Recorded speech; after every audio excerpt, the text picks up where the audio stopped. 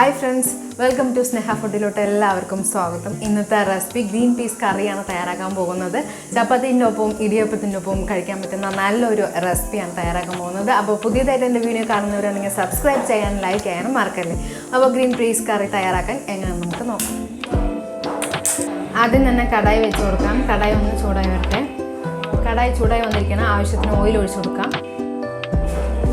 ലേശം മല്ലിത്തഴ, കറിവേപ്പില കൂടി ചേർത്ത് കൊടുക്കാം.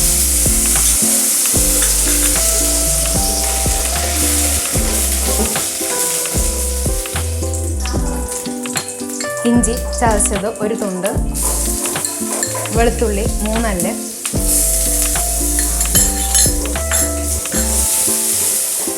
ഇഞ്ചി വെളുത്തുള്ളി നന്നായി ചൂടായി നന്നായി മണം വന്നിരിക്കുകയാണ്. ഇനി അടുത്തതായിട്ട് വെച്ചെടുക്കാൻ പോകുന്നത് 2 പച്ചമുളക്, 2 3 പച്ചമുളക് ചേർക്കാം എരിവിനനുസരിച്ച്. 1.5 ഉള്ളി,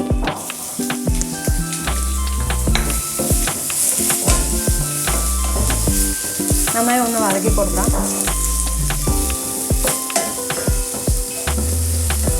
ഉള്ളി ഒന്ന് വാടി വരാൻ വേണ്ടി 1/2 ടീസ്പൂൺ ഉപ്പ് ചേർത്ത് കൊടുക്കാം.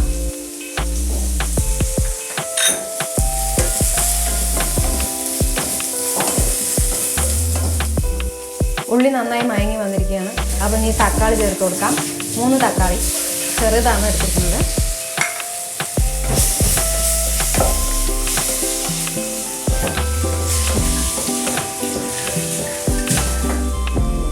ഒരു ഉരുളക്കിഴങ്ങ്,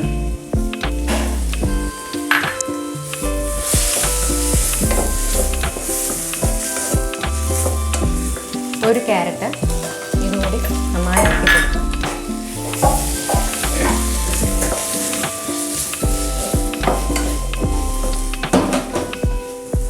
രണ്ട് കപ്പ് ഗ്രീൻ പീസ് ചേർത്ത് കൊടുക്കാം.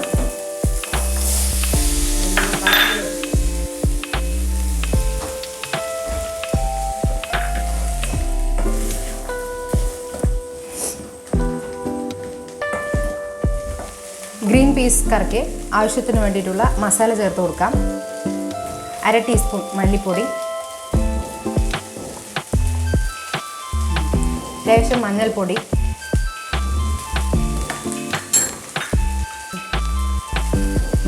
1/2 ടീസ്പൂൺ ഗരം മസാല,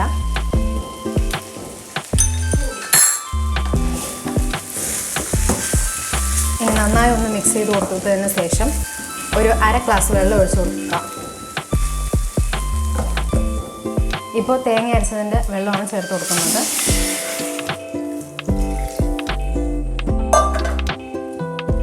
ഇനി ജസ്റ്റ് ഒന്ന് നന്നായി ഒന്ന് മിക്സ് ചെയ്ത് കൊടുത്തതിന് ശേഷം ഒരു 10 മിനിറ്റ് നമുക്ക് അടച്ചു വയ്ക്കാം. ഈ സമയത്ത് ഹൈ ഫ്ലെയിം തന്നെ വയ്ക്കുക. 10 മിനിറ്റ് കഴിഞ്ഞിരിക്കുകയാണ്. ഗ്രീൻ പീസ് കറി നന്നായി തിളച്ച് വന്നിരിക്കുകയാണ്. അപ്പോൾ ഇതിലേക്ക് തേങ്ങ അരച്ച പേസ്റ്റ് ചേർത്ത് കൊടുക്കാം. 1 കപ്പ് തേങ്ങയാണ്, നന്നായി പേസ്റ്റായിട്ട് അരച്ചിരിക്കുകയാണ്. അപ്പോൾ നന്നായി ഒന്ന് ഇളക്കി കൊടുക്കാം.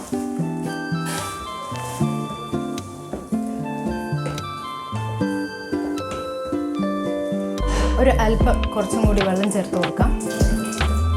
അതിനുശേഷം ഒരു 5 മിനിറ്റ് തിള വന്നതിന് ശേഷം ഫ്ലെയിം ഒന്ന് ഓഫ് ചെയ്യാം.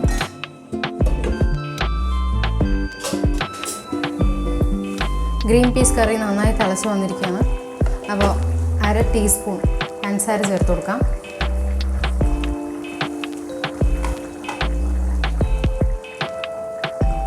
അതേപോലെ അല്പം മല്ലിത്തഴയും കറിവേപ്പിലയും കൂടി ചേർത്ത് കൊടുക്കാം. പഞ്ചസാര കുറച്ചും കൂടെ നല്ല ടേസ്റ്റ് ആയിട്ടുണ്ടാകും ചപ്പാത്തീൻ്റെ ഒപ്പം കഴിക്കുമ്പോൾ. അതിനാണ്. ഇനി നമുക്ക് സെർവിങ് പ്ലേറ്റിലോട്ട് മാറ്റാം. കറി അപ്പോൾ തയ്യാറായിരിക്കുകയാണ്. ഫ്ലെയിം ഒന്ന് ഓഫ് ചെയ്ത് കൊടുത്തതിന് ശേഷം സെർവിങ് പ്ലേറ്റിലോട്ട് മാറ്റാം. സെർവിങ് പ്ലേറ്റിലോട്ട് മാറ്റാം.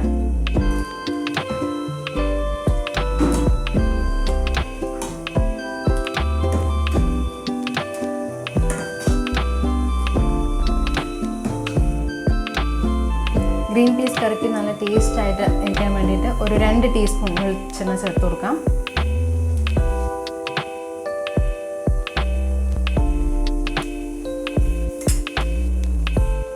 അപ്പോൾ ഗ്രീൻ പീസ് കറി വേഗം തയ്യാറായിരിക്കുകയാണ്. പുതിയതായിട്ട് എൻ്റെ വീഡിയോ കാണുന്നവരാണെങ്കിൽ സബ്സ്ക്രൈബ് ചെയ്യാനും ലൈക്ക് ചെയ്യാനും മറക്കല്ലേ. ഈ ഒരു കുഞ്ഞു വീഡിയോ എല്ലാവർക്കും ഇഷ്ടമായെങ്കിൽ ഒന്ന് ലൈക്ക് ചെയ്യാനും സപ്പോർട്ട് ചെയ്യാനും മറക്കല്ലേ.